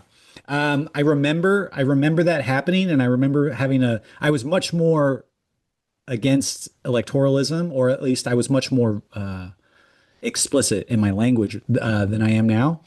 I think I generally believe the same things, but I remember that breaking my heart when the stuff came out about. Wait, pause for a second. Why? I had thought, and looking back on it is silly, but I kind of thought that Noam Chomsky had recognized the evil of imperialism, right? Because like the majority of his work, he cuts his teeth basically in the Vietnam protests, right? And he's saying that the actions of the U.S. state is some of the most evil things that ever happened. But when you actually look back, Chomsky, his entire career was a rabid anti-communist, right? He did not support fully fledged Marxism. So the word we have for him, I'm sure you know it obviously, but he's a rad lib, right? And there's a point, there's a ceiling on what you can actually critique if you're at the end of the day, you're saying, well, if we fix a few things, Yeah. So this is Gabrielle Rockhill's argument also. Okay. Mm-hmm. So this is what look, I don't know that I should be the one making this argument, as admittedly the non-reader and the person who is not so emotionally invested in Chomsky as other people, or intellectually invested. But maybe that is why I am the one that's pushing this. I'm the only one who seems to be kind of wanting to go there. Look, I'm biased, but my interaction with him was him coming on the show and saying repeatedly over and over and over again, very inflexibly, that we all just had to vote for Biden. And there was nothing I could do to shake him out and be like, okay, let's all pretend we're going to vote for him this year, 4 years from now, 8 years from now, 10, 20 years from now. How do you think we're going to get out of this vote blue no matter who cycle? Like, da, da, da. Mm-hmm. And it seemed like I was willing to chalk that up to he's older now. Let me not go too hard on him on this. That's right.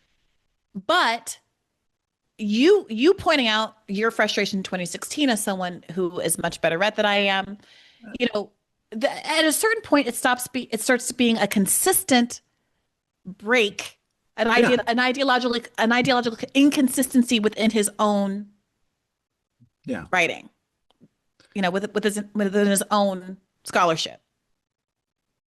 That even someone like you can observe. So it's just that we were disappointed and surprised in 2016 because of what you believed he would believe.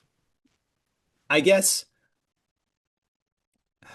I want to respond directly to what you're saying, but when I think about my relationship with Noam Chomsky, I think it's very similar to a lot of people in the 90s that grew up in the 90s, where Chomsky is maybe one of the first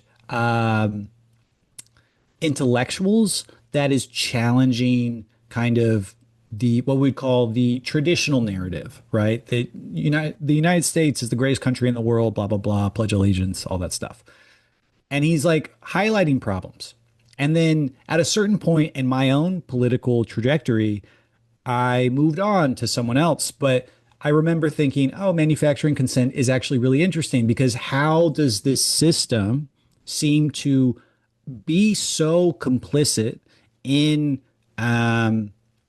U.S. imperialism, but no one seems to be specifically at fault, right? It isn't like a guy at the top telling everyone what to do. It's a much more complicated machine. I guess when I think about that trajectory, I think, wow, Noam had this very specific relationship with me, or I had this relationship with him. And so I'm disappointed when he fails to live up to that. When I think about it intellectually, I'm like, yeah, I mean, the breadcrumbs were there. And maybe you're getting at this point, you're saying, well, then why even bring him up at all? Maybe we shouldn't. I really. Well, not even that, but maybe we bring him up as an example of how you manufacture consent. Like maybe he's like reading his own playbook. Like, I got you suckers. Like, I don't mean to look. I don't even. Maybe he was an unwitting tool, right? And all of this. No, I'm with you. I think he was really on the bad side. I'm all the way there. Yeah. All I'm saying, all Gabriel Rockhill is saying, let's blame him. Let's put it on him. But I think it's. I'll leave the Chomsky situation there, but I just think it's. I was just curious what someone who was coming from a more intimate relationship, intellectual relationship with him, makes of this argument that maybe he was, in fact, you don't just become an academic success story. You don't just become an academic success. You have to get tenure. These institutions have to say, okay, you're allowed in the club. You have to be invited on the talk shows to have your famous debates with Buckley or whomever. You have to be invited in. And you can see what happens when you're not invited in. You can be brilliant and important and a Norm Finkelstein and completely shut out. And if it weren't for independent media, who knows if we would even know the name Norm Finkelstein, right? So I do think you can't ignore that choices were made to let Chomsky be Chomsky. Look at Ralph Nader. Ralph Nader doesn't have some plum job at NYU. There are a lot of people. Kwame Ture died relatively poor. I mean, the people who were about it tend not to have fared well. And then here's Chomsky having spent his whole life at MIT. Is it just because he's more brilliant than everyone else in the world? Well, look, everyone with proximity to him is very quick to say that he's the most brilliant man that ever existed. So maybe this one time meritocracy was real and he just smarted his way into success when so many other brilliant people have died destitute. Or we can have a conversation about the trade-offs that you have to make to be embraced by these kinds of institutions. And maybe there's a relationship between his personal, professional success and showing up every 4 years to tell people to vote blue no matter who. Last questions. I mean, I'll just say I agree with you. Oh, go ahead. I agree with where you're going with that. Yeah, absolutely. I mean, he's controlled opposition. I agree with you. I mean, I don't even know. I'm just putting it out there.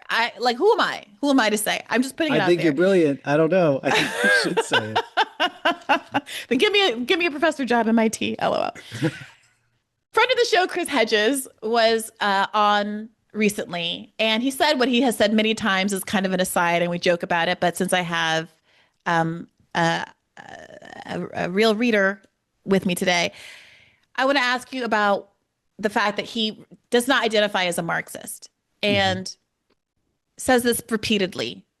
Yeah. How do you think that sort of we should be identifying? And I want to also include in this that I identify as a socialist. Sure. If asked, why don't you identify as a communist? It's mostly that I say, well, I don't know that I could define it. I don't want to be asked about the why, so I won't say it, but I don't have any ideological opposition to it as far as I understand. So can you talk a little bit about what your response is to someone who says, I'm not a socialist, or I'm not a Marxist, someone especially who has the left politics of Chris Hedges, and how we all should kind of be identifying in this space? Well, I mean, now again, I'm going to use your line. Hey, as someone that is just a novice, right? I'm just trying to do my best here. But for me, if you're saying I'm a socialist but not a Marxist, I'm going to ask, what does that mean to be a socialist? right? Does that mean you just want universal health care and education and transportation and no imperialism or whatever? I don't know. Whatever that means to you specifically, I'd love to talk about it. Because my guess, and maybe I'm biased here, but if you want to change things in the world, then you're a Marxist. Because Marxism is not a religion that's based around Marx's writings. That's not gospel. Marxism is a framework that has particular assumptions about how we view the world, right? The number one thing being the class struggle between the rich and the poor. And the number two thing being we change that through material action. And if you buy those two things, whether you want to use the title or not, you're a Marxist. Maybe it's like a political thing, like you don't want to be associated with a particular lineage or a history. Whatever, that's fine. But the way that I use the term, and I would love to be associated with it because I think over the last 150 years, these people might be the most successful to fight the boss, fight capitalists, fight imperialists that anyone has ever been in human history. But you know, if you think that it's a better move to not be associated with that lineage, that's totally fine. I don't think that's it. My recollection was that it was that he fully embraces Marx's understanding of how the world works. Mm-hmm. But there was something sort of about the in practice that he felt some distance from. You know, just the short end of it is that I find Marxist analysis brilliant. I find Marxist vision of a society utopian. That's really the breakdown. Now you're forcing me to ask you because you've said I'm not a Marxist. You said I'm not a communist at various times in this conversation. Right. And so I have to ask you, why not? Because I come out, you know, I have a divinity school degree, as you know. I come out of Presbyterian, I come out of Calvin. I have a very dark view of human nature. And I believe power is always the problem, no matter who holds it. And I think as a journalist or as an intellectual, we must always be opposition in power. That doesn't mean, you know, to hold power to account. And power is ultimately held to account, as Max Weber points out, through movements, through the power of movements. That's why he called politics a vocation, because the moment you stop putting pressure on power, power will consolidate more power at your expense. And this is, you know, this is a 2-hour lecture reduced to 2 minutes. But that's why I have a very, very dark view of power and its capacity to corrupt. And I think that that's certainly in traditional Marxism. And you'll probably get lots of comments from Marxists who are telling me I'm wrong, and maybe I am wrong. I know just enough about Marx to make it look like I know something about Marx. I mean, I have read Capital and the 18th Brumaire. I mean, I've read, you know, not Marx is quite voluminous. But yeah, that's it. I'm a socialist without question. But I'm kind of a Swedish socialist, the old Swedish socialist, where you had powerful labor unions.